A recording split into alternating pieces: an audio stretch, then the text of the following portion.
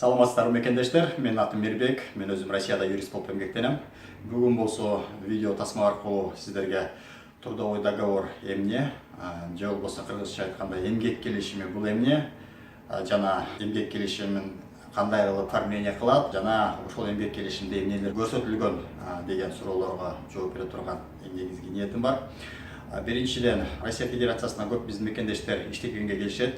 Иштеп жатканда, иштеп жатып ошол иштеген акысын алууда эң керектүү документтердин бири бул болсо трудовой договор болуп эсептелет. Анткени ошол трудовой договордун ичинде эмгек берүүчү адам менен жана ошол иштеп жаткан адамдын ортосундагы негизги укугу жана негизги милдеттери көргөзүлүп, ошол жерде баарыбыздын тынчыбызды алган именно эмгек акысы жазылат. Ушул жерден эгерде кандайдыр бир талаш тартыштар болуп, талаш тартыштардын негизинде эгерде иштөөчү адам эмгек акымды бергиле деген талап кылса, ушул эмгек акысында көргөзүлгөн гана маянаны талап кылып сот чегинде көп учурларда талап кылып алганга мүмкүнчүлүктөрдү берет. Ошол себептен урматтуу мекендештер, эмгек келишими бул болсо эң негизги эмгек акысын далилдөөчү жана ошондой эле эмгек келишимде жазылган бул болсо ишкердин эң негизги укугу жана эң негизги милдеттенмелери жазылган. Ошол себептен урматтуу мекендештер, Россия Федерациясына келгенде мүмкүн болушунча эмгек келишим түздүргөнгө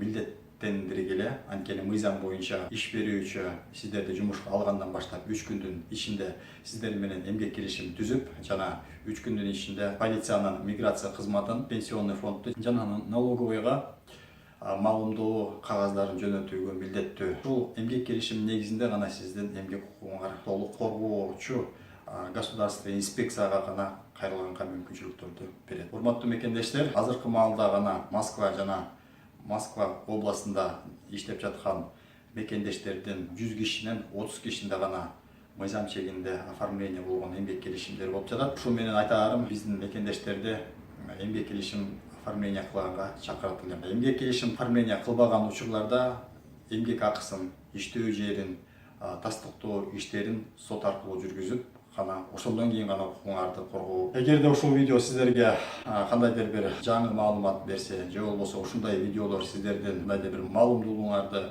көбөйткөнгө түрткү берсе, класс басыңыздар жана бөлүшүңүздөр.